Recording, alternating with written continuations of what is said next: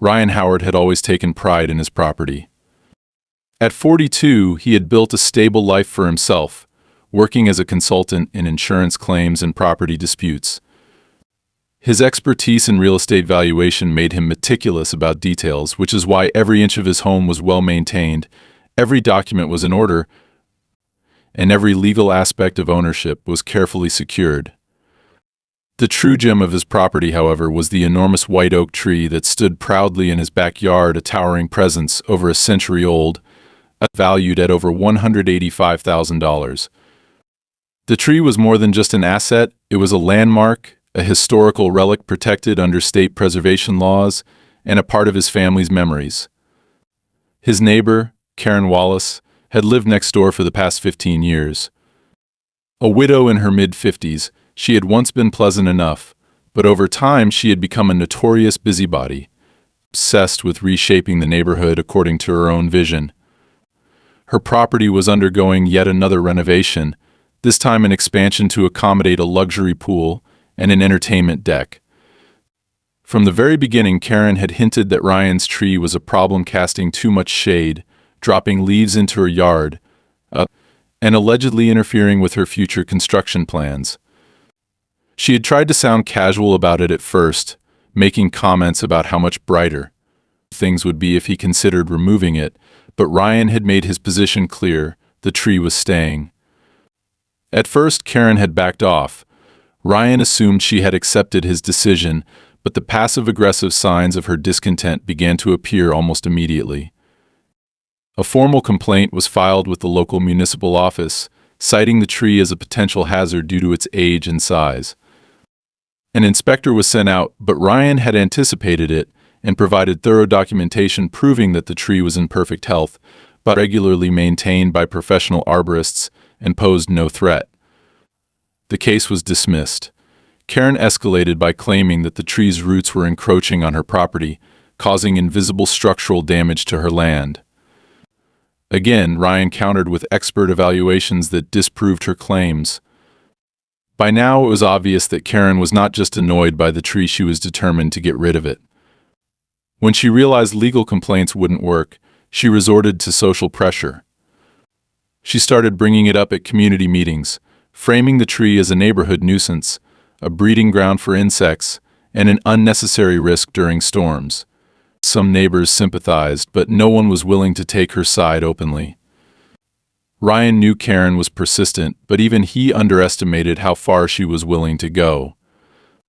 One morning, after returning from a 3-day business trip, Ryan pulled into his driveway and immediately sensed that something was wrong. The air smelled different, thick with the scent of freshly cut wood. The usual view of his backyard felt off.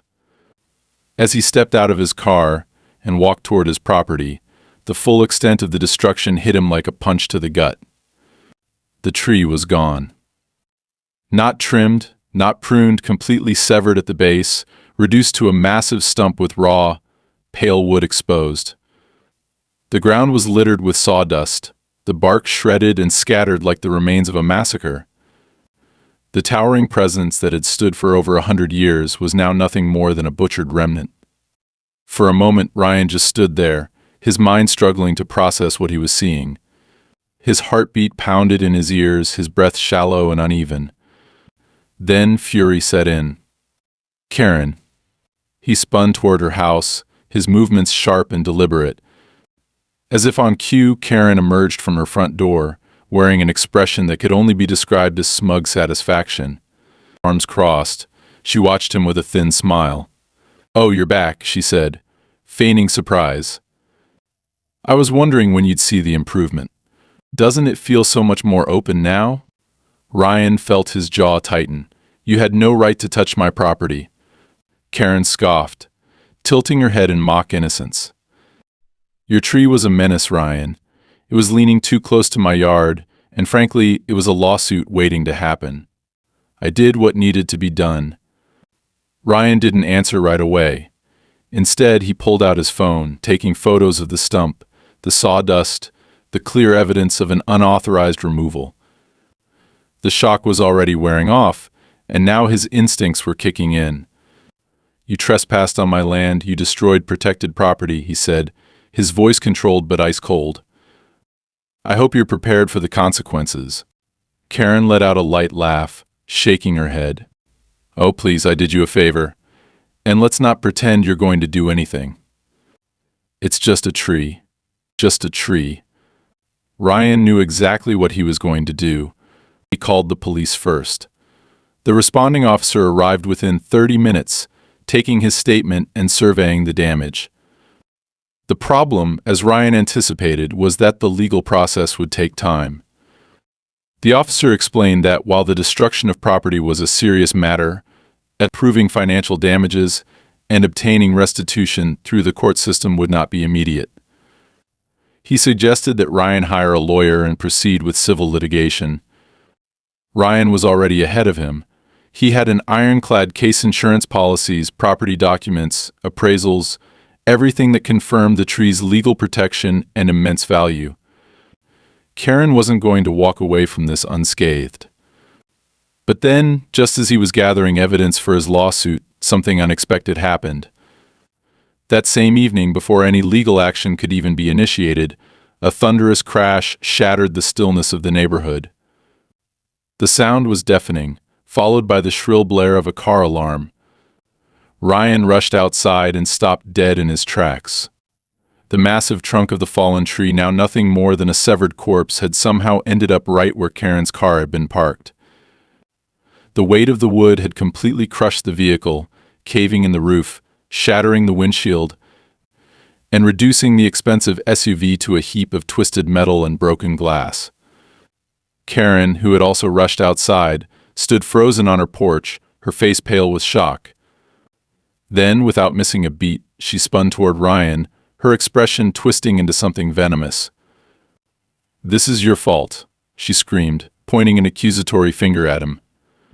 "You did this on purpose. You left it there so this would happen." Ryan stared at her in disbelief, barely able to process the absurdity of the accusation. "You illegally cut down my tree," he said slowly, keeping his voice measured despite the anger burning inside him. "And now you want to blame me for the consequences of your actions?" Karen wasn't listening. Her hands were already dialing on her phone. "I'm suing you," she declared, her voice shaking with rage. "I'm suing you for property damage, for endangerment, everything." Ryan exhaled, his grip tightening on his phone. This wasn't just a dispute anymore. This was war. Ryan barely slept that night. The weight of what had happened sat heavy on his mind, a storm of anger and disbelief swirling inside him. He had dealt with property disputes before, but never something so blatantly illegal, so recklessly executed. His tree had been worth a fortune, not just in monetary value but in history, and Karen had butchered it like it was nothing more than a disposable shrub. Now, instead of admitting fault, she was doubling down, accusing him of a crime she had set in motion.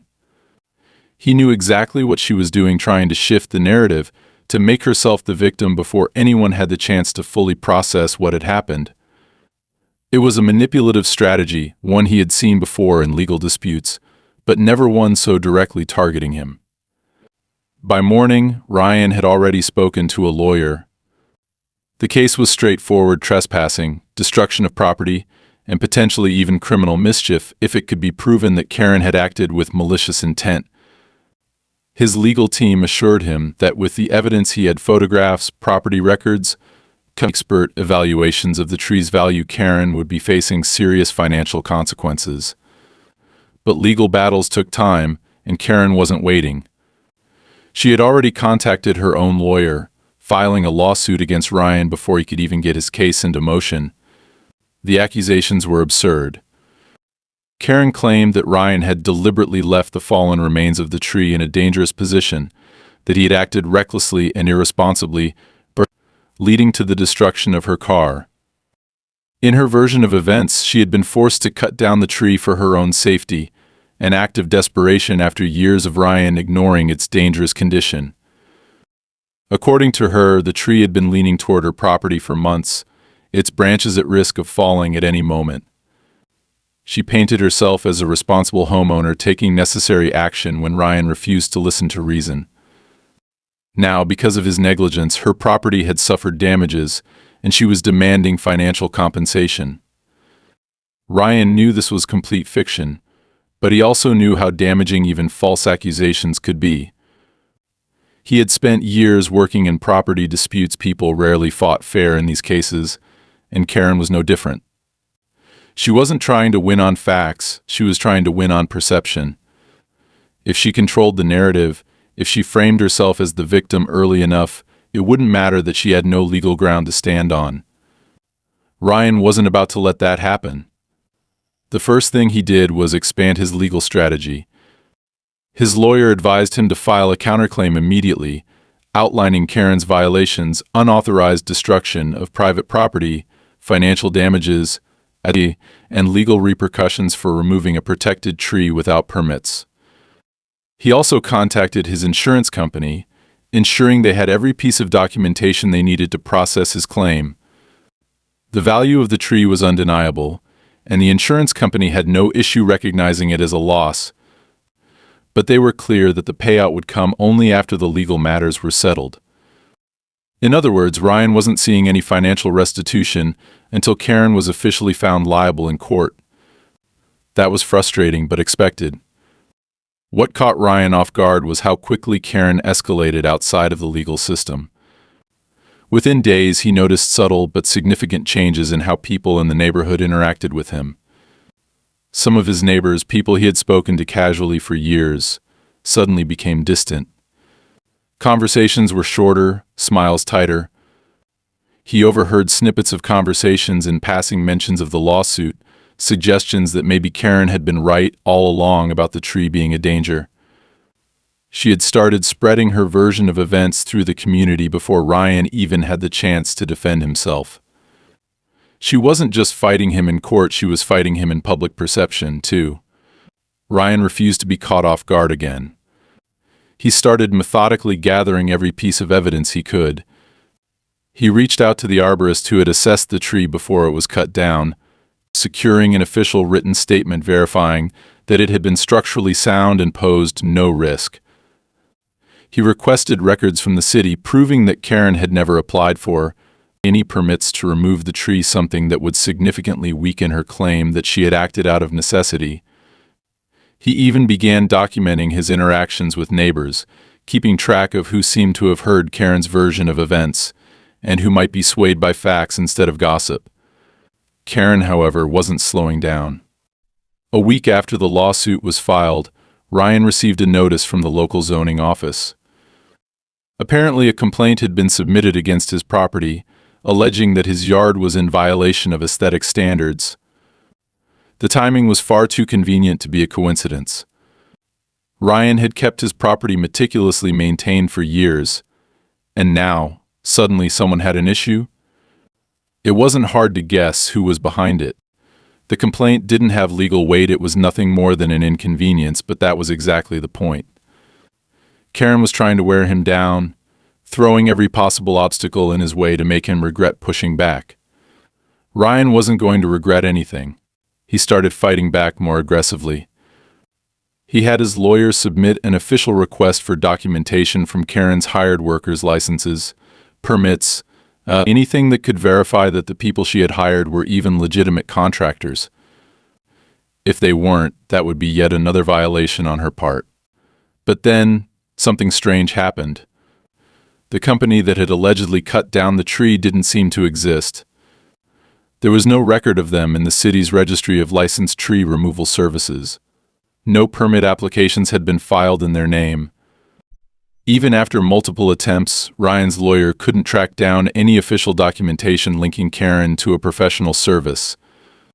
That meant one of two things: either she had paid under the table to avoid liability, or she had hired people with no legal authorization to perform the work. Either way, it was a serious legal misstep, and Ryan knew exactly how to use it. But Karen wasn't done yet. 2 days after Ryan uncovered the discrepancies with the contractors, another incident rocked the case. Someone vandalized the remnants of the fallen tree, carving deep gashes into the stump and spray painting messages on the ground around it. The words were accusatory phrases like negligence and reckless owner scrawled in bright red. It was staged to make it seem like Ryan was at fault, another attempt to control the story and sway public opinion. Ryan called the police immediately, but there were no security cameras facing that part of his yard, and no one had seen anything. It was infuriating. Karen was getting bolder, more desperate, and now she was taking direct action to manipulate the case. He documented everything, adding it to the growing file of evidence, but he knew this wasn't the last move she was going to make. The situation had officially spiraled beyond just a legal dispute. This was a full-scale war. Ryan wasn't going to just defend himself anymore. He was going to make sure Karen paid for every single thing she had done. And when this was over, he wouldn't just win the lawsuit, he would make sure she never pulled something like this again. Ryan had been involved in legal disputes before, but nothing could have prepared him for how aggressively Karen was pushing this battle. The lawsuit was one thing. He had expected her to go that route, but the sheer relentlessness of her attacks, both legal and social, had transformed what should have been a straightforward case of property destruction into a full-blown war of attrition. Every time he countered one of her moves, she responded with another, as if she was determined to drag him down with her, regardless of how much collateral damage she caused in the process. The vandalism on the stump was only the latest in a string of underhanded tactics she had employed to muddy the waters. Ryan had taken immediate action, filing a police report and photographing the scene, but he knew how this worked. Without direct evidence linking Karen to the act, it was just another ambiguous incident, one that played into her hands by making it seem like there was some sort of neighborhood outcry against him. The message was clear. Karen wanted to make him look like the villain. And she wasn't stopping there. Less than 48 hours after Ryan filed his counter-lawsuit, his lawyer received an unexpected notice. Karen's legal team was requesting an injunction to freeze his insurance claim payout until the matter was settled in court. It was an audacious move, but not entirely surprising. If she could delay his financial compensation long enough, she could put pressure on him to settle. Karen had money her late husband had left her well off, but she was counting on Ryan not having the patience or the resources to sustain a prolonged legal battle. Unfortunately for her, Ryan knew how to play this game better than most. Instead of reacting with frustration, he leaned into his strengths. He had spent years dealing with property disputes, and he knew exactly how insurance companies operated. The first thing he did was call his insurance adjuster and inform them of the legal interference. Next, he had his attorney push back against the injunction, arguing that Karen's lawsuit was based on an event she had caused herself, making her claim of financial damages not just baseless but fraudulent. The wheels of justice turned slowly, but Ryan wasn't about to let Karen control the tempo of the fight. At the same time, he continued digging into the tree removal itself. The missing contractor records were a red flag he couldn't ignore. If Karen had used unlicensed workers, it wouldn't just weaken her case, it could expose her to criminal liability for illegal land alterations. His attorney submitted official inquiries to the city, requesting any records of work permits associated with her property. As expected, nothing came back. No paperwork, no approval, nothing to indicate that Karen had followed any legal process when she ordered the destruction of his tree. That was the moment Ryan realized just how deep her recklessness went. She hadn't just cut down a tree, she had obliterated a historically protected landmark without authorization. If the right people got involved, this wouldn't just be a civil lawsuit. It could turn into an environmental violation, which carried steep fines and legal consequences that went far beyond property damage claims. So Ryan made a calculated decision. He escalated. Instead of just fighting Karen on the financial front, he contacted a legal firm that specialized in environmental litigation. With their guidance, he filed a formal complaint with the state's Historical Preservation Board, providing evidence that Karen had knowingly removed a protected tree without permits. The penalties for that kind of offense were severe, potentially tens of thousands of dollars in fines, depending on the ruling. Karen, of course, didn't see it coming. The moment she received notice of the environmental complaint, she completely lost her composure. Gone was the smug confidence she had paraded around the neighborhood. Instead, she became erratic, sending her lawyer a flurry of counterclaims accusing Ryan of harassment, defamation, and even stalking a desperate attempt to paint herself as the victim. But Ryan didn't even have to respond to those accusations. Her panic was doing the work for him. The State Preservation Office took the matter very seriously. Within a week, an investigator had been dispatched to examine the remains of the tree and verify the claims. Ryan provided them with every document they needed: property records, expert assessments of the tree's value, even historical records proving that the oak had been standing since the late 1800s. The evidence was overwhelming, and the Preservation Board wasted no time launching an official inquiry into Karen's actions. But Karen wasn't done fighting. The more pressure mounted against her, the more reckless she became. In a last-ditch effort to turn the case in her favor, she staged a fake incident, calling the police in the middle of the night and claiming that Ryan had been trespassing on her property. She fabricated a story about hearing noises outside her home, insinuating that Ryan had been spying on her in retaliation for the lawsuit. It was an absurd accusation, but Karen had one advantage: the ongoing legal battle had already created enough controversy that the police had to respond. Ryan was woken up at 2 in the morning by the sound of officers knocking on his door.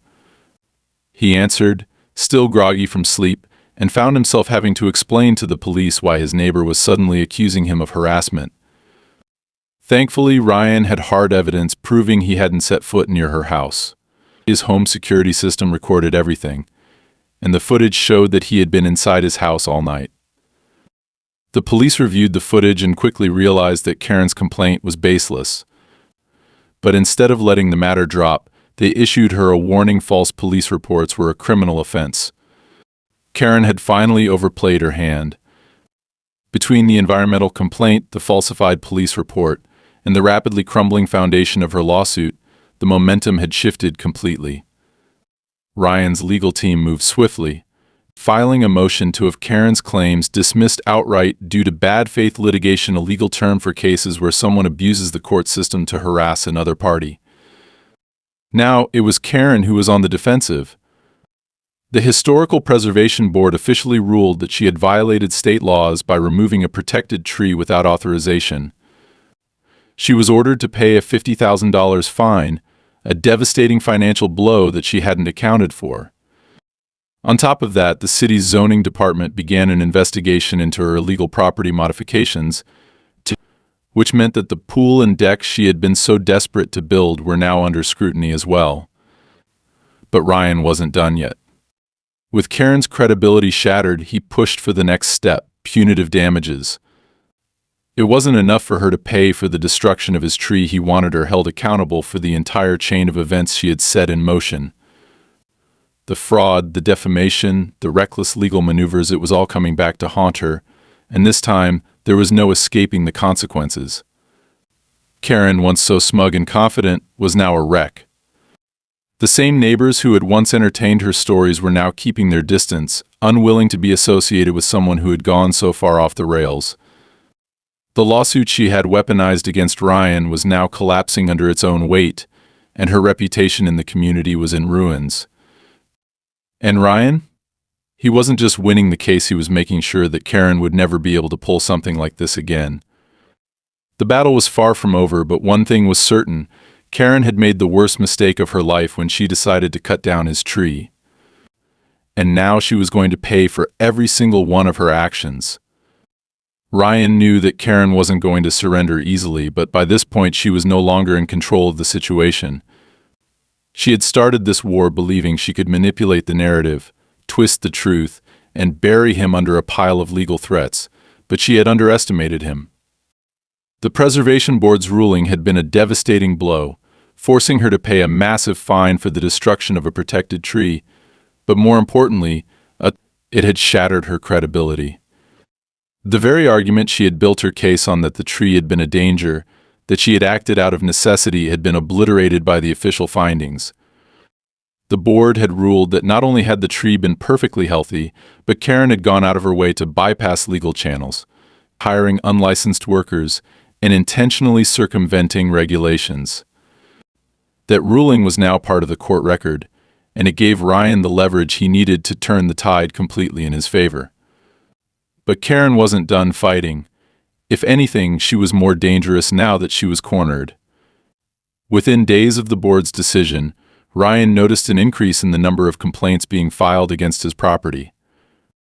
It was as if every minor aspect of his home had suddenly become an issue. His mailbox was supposedly the wrong height, his driveway allegedly had an impermissible incline, and there were even claims that his outdoor lighting violated neighborhood brightness ordinances.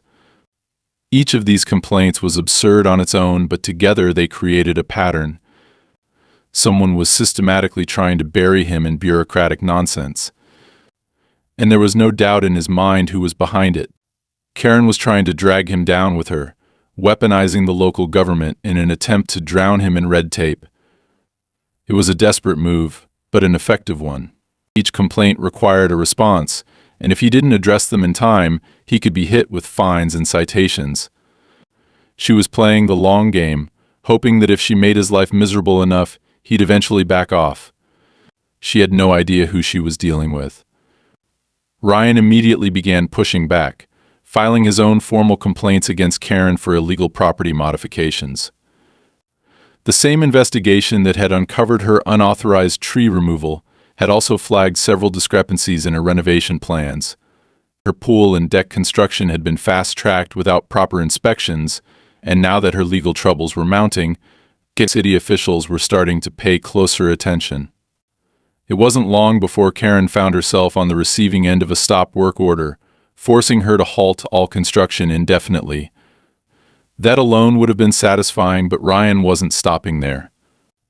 He had his legal team issue a subpoena for the financial records of the unlicensed workers she had hired.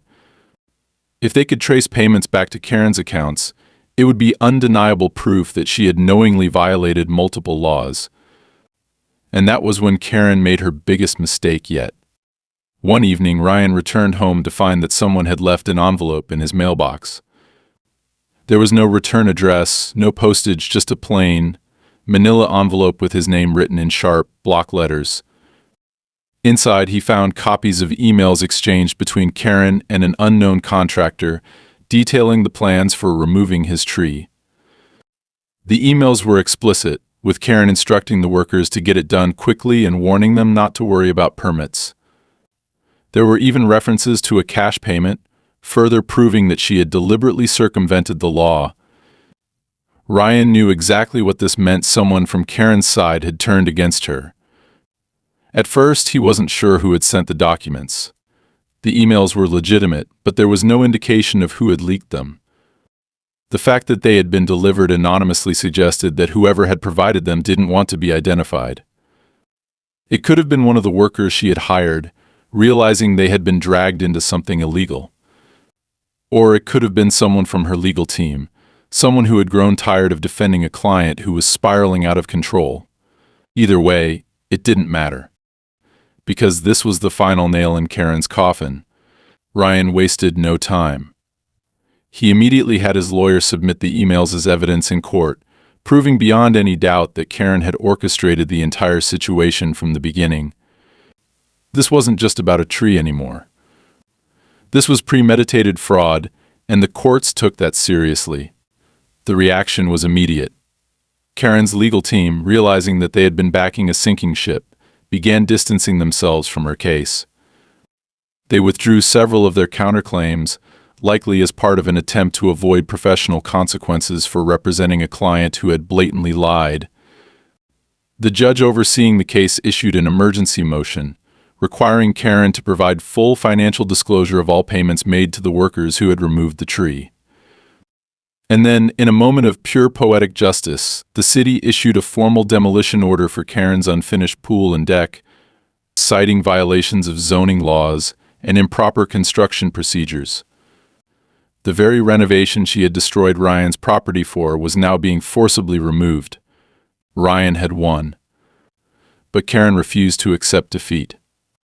Instead of retreating, she did something truly reckless. She went on a public tirade, accusing Ryan of corruption, claiming that he had bribed officials to turn the case against her.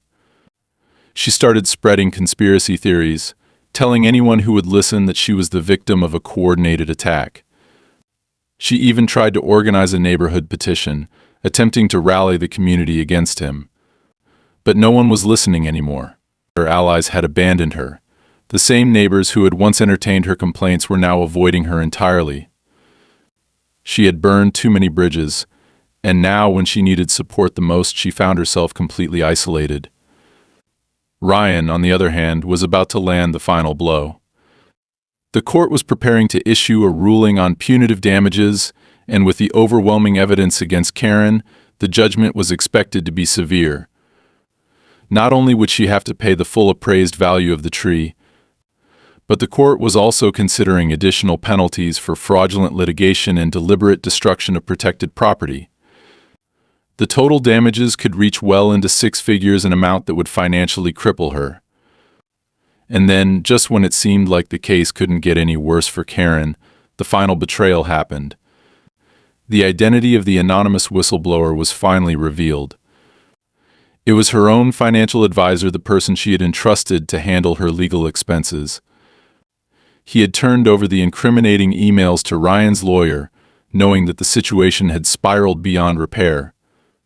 When questioned, he admitted that Karen had instructed him to find a way to move money off the books to pay for the tree removal. That was an admission of financial misconduct, and it opened the door to a potential criminal investigation. Karen was finished. The legal system was slow, but it was thorough, and now that she had been caught in multiple lies, there was no escaping the consequences. Ryan had not only proven his case, he had completely dismantled every defense she had tried to build. Karen had set this war in motion, believing she could manipulate the system, but in the end she had only succeeded in destroying herself. And Ryan? He had done exactly what he promised. He had fought back, and he had won. Ryan knew that Karen was finished in the legal sense, but he also knew people like her never went down quietly. He had seen it before in property disputes. People who had built their entire identity around control didn't simply accept defeat. They lashed out, they doubled down, and they tried to rewrite the narrative even when the facts were overwhelmingly against them. Karen had spent months escalating this conflict, and now that her lies had been exposed, there was only one thing left for her to do: destroy as much as possible on her way down. At first, it seemed like she had resigned herself to reality. Her pool construction had been shut down, the court had ruled in Ryan's favor, and the neighborhood had turned against her. The emails proving her premeditated involvement in the illegal tree removal had shattered whatever remained of her credibility, and her own financial advisor had thrown her under the bus to protect himself. She had gone silent for nearly a week. No complaints, no legal filings, no last-minute attempts to stall. It was almost unsettling how quickly she had disappeared from the public eye, but Ryan wasn't foolish enough to believe it was over. He knew Karen well enough to sense when she was plotting something. His instincts were right. One morning he walked outside to find his car completely vandalized. Deep scratches ran along the sides. The windshield had been cracked by what looked like a thrown brick, and someone had slashed all four tires. There was no note, no message, just pure, unfiltered rage manifested through destruction. Ryan didn't hesitate. He called the police immediately and filed a report. He didn't need proof to know who was responsible, but legally, it wouldn't be enough to accuse Karen outright. She wasn't stupid enough to do it herself, and there were no cameras pointed toward the exact spot where his car had been parked. This wasn't about sending a message that could be traced back to her. It was about punishment. Karen wanted to remind him that even though she had lost in court, she could still make his life miserable. Ryan wasn't playing games anymore. The first thing he did was install additional security cameras, high-resolution, motion-activated, with a direct feed to both his phone and a cloud storage service. If Karen or anyone associated with her tried something again, there would be no plausible deniability. He also hired a private investigator, a former law enforcement officer with a reputation for handling difficult cases. If Karen was using other people to do her dirty work, Ryan wanted to know exactly who they were. And then, as if on cue, she made her next move. A week after the car vandalism, Ryan received a formal letter from Karen's lawyer, a demand for a defamation settlement. The letter accused him of damaging her reputation, spreading false information about her legal situation, and engaging in harassment that had caused her emotional distress. It was laughable, considering the overwhelming evidence against her, but it was also a clear strategy. She wasn't trying to win this time. She was trying to bleed him dry by forcing him to keep fighting in court. Ryan had been expecting something like this, but even he was surprised by how bold the accusations were. Karen claimed that she had lost business opportunities due to the way he had smeared her name in legal documents. She was demanding a public retraction, an official statement admitting that she had acted under good faith when she ordered the tree removal. In other words, she wanted him to rewrite history to clear her name. It was absurd, it was desperate, and it was dangerous. Because if Karen had the audacity to file this after everything she had already been caught doing, it meant that she was banking on something. Ryan refused to back down. His lawyer responded with a counter notice, making it explicitly clear that Karen's defamation claims were baseless and that if she pursued legal action, he would seek additional punitive damages. But he also knew that she wouldn't give up just because she had no case. People like Karen thrived on wasting time, forcing their opponents to spend money on legal fees until they either gave up or made a mistake. So Ryan did something unexpected. Instead of simply refuting her claims, he had his lawyer draft a cease and desist order against Karen for malicious litigation and ongoing harassment.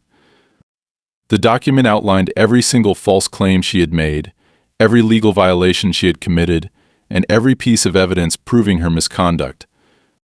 It wasn't just a defense, it was an offensive maneuver, making it clear that if she continued, she would face even more consequences. Karen had spent months trying to control the situation, but for the first time, Ryan was forcing her to react to his moves, and she cracked. A day after receiving the cease and desist order, she was seen screaming at her lawyer in public. One of Ryan's neighbors, who had once been neutral in the conflict, told him that she had been at a local cafe, arguing loud enough for people at other tables to hear. The words, "I don't care what's legal," had apparently been shouted at least twice. Ryan knew that Karen was spiraling, but he also knew that desperate people were the most dangerous. That night, at exactly 2:43 a.m., Ryan's security system sent an alert to his phone. Motion detected. He checked the live feed and saw a dark figure crouching near the side of his house. The person was dressed in black, moving carefully, as if trying to avoid triggering any obvious alarms. They had something in their hands, but the resolution wasn't clear enough to make out what it was. Ryan didn't hesitate. He called the police while keeping the feed active, watching as the intruder tried and failed to disable one of his cameras. Within minutes, flashing red and blue lights flooded the street, and the figure bolted. But they didn't get far. Ryan had installed license plate cameras at the entrance to his property, and by the time the police arrived, he already had the footage saved. The car's plates were registered to one of Karen's close friends, a man who had been seen with her multiple times over the years. When the police questioned him the next morning, he immediately folded. He admitted that Karen had paid him to tamper with Ryan's security system, hoping to disable the cameras before attempting to cause further damage to his property. He refused to elaborate on what he had planned next, but it didn't matter. Because now Karen wasn't just facing financial ruin, she was facing criminal charges. Ryan knew it was over when he saw her house being searched by law enforcement 2 days later. Officers carried out her personal computer, financial records, and documents related to her legal case. She had spent months thinking she could manipulate the system, twist the facts, and wear Ryan down until he gave up. But instead, she had walked herself straight into a felony investigation. Ryan had expected a fight, but even he hadn't anticipated just how far Karen would go to avoid accountability. And now she wasn't just losing a lawsuit, she was about to lose everything. As he stood on his porch, watching the police finish their search, he realized something. Karen had spent all this time trying to destroy his life over a tree. And now, because of her own arrogance, she was the one who had lost everything. Ryan had fought this battle for months, watching as Karen dragged the conflict through every possible avenue of manipulation, deceit, and legal trickery.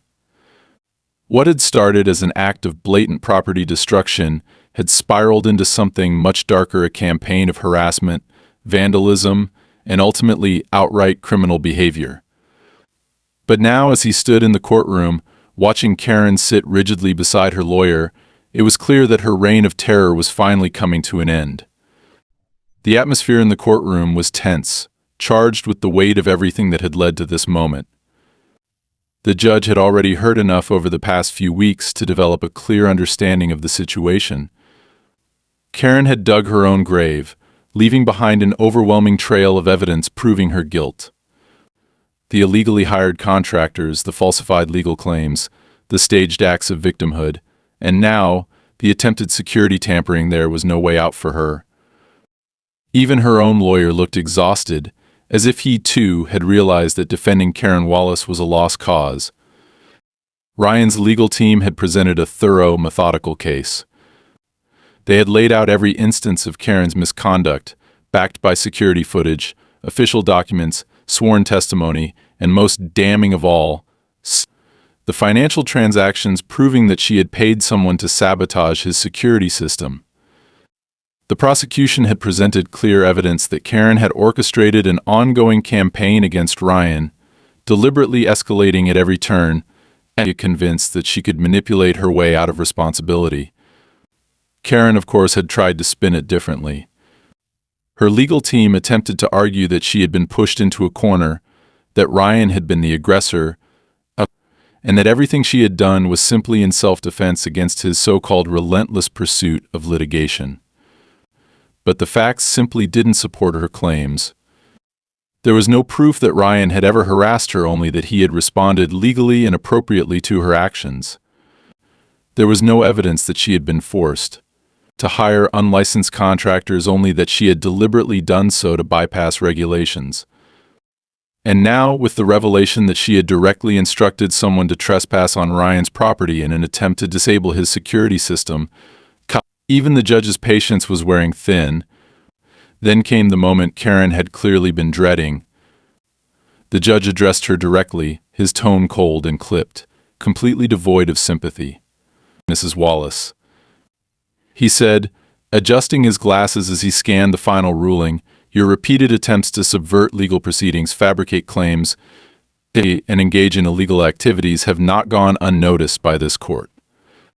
Not only did you trespass on Mr. Howard's property and destroy a historically protected tree, but you then engaged in a pattern of behavior designed to harass, intimidate, and defame him. You initiated fraudulent legal claims, misled the authorities, and attempted to manipulate both the court and public perception. The evidence presented has left no doubt that your actions were not the result of misunderstanding or error, but of willful and calculated malice." Karen sat frozen, gripping the arms of her chair so tightly that her knuckles turned white. Her lawyer whispered something to her, but she didn't respond. The judge continued, his voice growing firmer. "Because of the extent of your misconduct, this court finds you fully liable for the damages incurred by Mr. Howard. You will be required to pay the full appraised value of the destroyed tree, the punitive damages for fraudulent litigation, and all legal fees associated with this case." He paused briefly, then delivered the final blow. "Additionally, due to the criminal aspect of your recent actions, including the hiring of an individual to unlawfully tamper with private security systems, your case is being referred for further criminal investigation." The words hit Karen like a physical blow. She jerked upright, her mouth opening as if she was about to protest, but the judge silenced her with a single, pointed look. This court will not tolerate individuals who believe themselves above the law, he finished. Your repeated attempts to evade responsibility have failed. The consequences of your actions are now out of your hands. Ryan didn't allow himself to celebrate not yet. He had spent too long in legal disputes to assume that just because the court had ruled in his favor, the nightmare was over. But watching Karen slump back in her chair, eyes darting wildly as reality finally sank in, he knew that she understood. She wasn't escaping this. Outside the courtroom, the aftermath was immediate. News of the ruling spread fast. Karen Wallace had not only lost the lawsuit but was now facing potential criminal charges.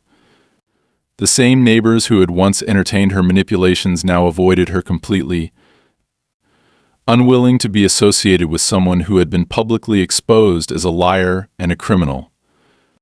Her financial situation was ruined. The combined fines, damages, and legal fees were more than enough to wipe out the wealth she had relied on for years. And then, less than a week later, the final piece of news came through. Karen had listed her house for sale. Ryan wasn't surprised. With the financial judgment against her, she had no way to keep up with her expenses. The once proud woman who had spent years dictating how others should live was now forced to pack up and leave, not because anyone had pushed her out, but because of her own arrogance and greed. Ryan watched as the moving trucks arrived in front of Karen's house, carrying away the remnants of a life that had once seemed so meticulously controlled. He didn't feel pity. He didn't feel guilt. He felt something far better: justice.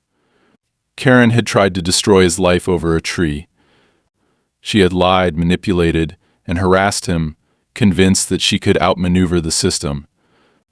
But in the end, she had only destroyed herself. The moving trucks came and went, each one stripping Karen's house of its former identity, piece by piece. For years she had lorded over the neighborhood, dictating what was and wasn't acceptable, twisting every rule to serve her own interests. But now all of that was gone. The pristine lawn she had once boasted about was overgrown and neglected.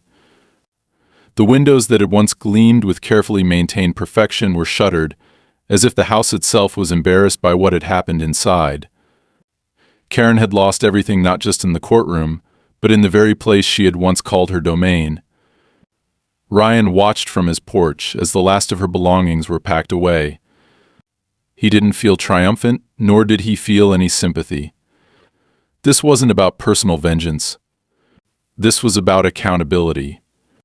Karen had built this outcome herself, brick by brick, with every lie she told, every manipulation she attempted, and every act of destruction she carried out. She had believed herself untouchable, that no amount of legal maneuvering or financial damage could bring her down. But in the end, her arrogance had been her undoing. After she left, the silence that followed was almost unsettling. The neighborhood, once a battleground of legal disputes and whispered accusations, felt unnaturally calm. People no longer avoided eye contact with Ryan when they passed by. The awkward hesitation that had lingered in the air whenever his case was brought up had disappeared, replaced with something closer to quiet respect. Even those who had once entertained Karen's side of the story had changed their tune, realizing that they had been nothing more than pawns in her desperate attempt to avoid responsibility. But despite his victory, Ryan knew there was still one final thing to be done. He had fought this battle not just to prove Karen wrong, but to reclaim what had been taken from him. The loss of the tree had never just been about property or money. It had been a violation, a deliberate act of destruction against something irreplaceable. That tree had stood for generations, weathering storms, droughts, and time itself, only to be reduced to nothing by one selfish woman's actions. He couldn't bring it back, but he could make sure its loss wasn't in vain. Ryan reached out to a conservation group that specialized in historical tree preservation. With their help, he arranged for a new white oak to be planted in the exact spot where the old one had stood. It wouldn't be the same, of course. A tree that had stood for over 100 years couldn't simply be replaced. But this wasn't just about restoration, it was about setting a precedent. The new tree was protected. Unlike its predecessor, which had relied on outdated preservation laws that Karen had managed to bypass, This one was officially recognized as a permanent landmark, protected by multiple layers of legal safeguards. It wasn't just a tree anymore. It was a symbol, a reminder that no one, no matter how wealthy or connected, could rewrite history for their own selfish gain. The day the tree was planted, several neighbors came by to watch. Some of them had been distant when the conflict first started, unsure of whose side to take. Others had been outright dismissive, thinking it was just another neighborhood squabble. But now they stood in quiet acknowledgement, watching as the soil was placed around the roots, as if they too understood that this was more than just landscaping. It was justice, taking root. A few months later, Ryan received news that Karen's legal troubles weren't over. The criminal case against her was moving forward, and though the details were still unfolding, it was clear that she wasn't going to escape further consequences. The false police reports, the attempted security tampering, the fraudulent litigation, it was all catching up to her. She had spent so much time trying to control others that she had never stopped to consider what would happen when control was finally taken away from her. Ryan didn't need to follow the case closely. He had already won where it mattered.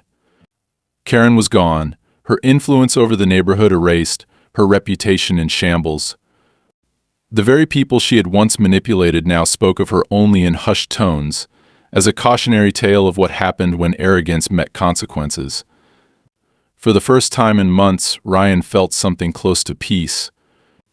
The battles, the legal fights, the constant tension, they were over. He could finally step onto his property without wondering what new challenge awaited him. And as he sat on his porch one evening, looking out at the young oak tree standing where its predecessor once had, he felt something he hadn't expected. Closure. Karen had tried to destroy his life over a tree. But in the end, all she had destroyed was herself.